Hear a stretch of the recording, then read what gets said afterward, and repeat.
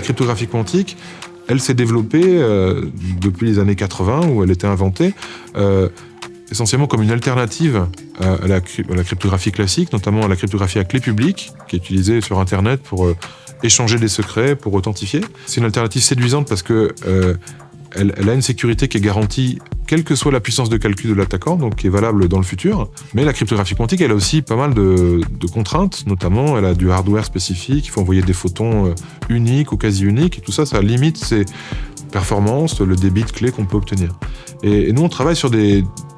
l'hybridation entre la cryptographie computationnelle, donc classique, et la cryptographie quantique, pour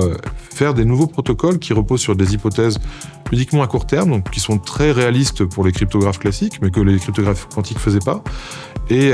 on voit que quand on conjugue ces deux approches, on peut faire beaucoup plus avec la cryptographie quantique et avoir un avantage important en termes de sécurité par rapport à la cryptographie classique. Sur les aspects théoriques de nos recherches, il y a effectivement cette question-là de conjuguer l'approche classique et quantique, et on la retrouve aussi sur l'aspect plus hardware, donc sur les communications quantiques cohérentes qu'on fait dans le laboratoire qui est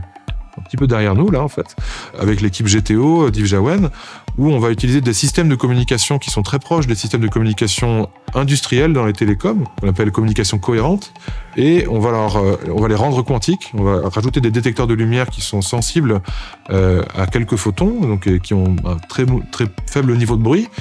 et pour faire des systèmes de communication quantique cohérentes, justement, et exploiter après tout un état de l'art qui a été réalisé ces 20 dernières années en communication classique, c'est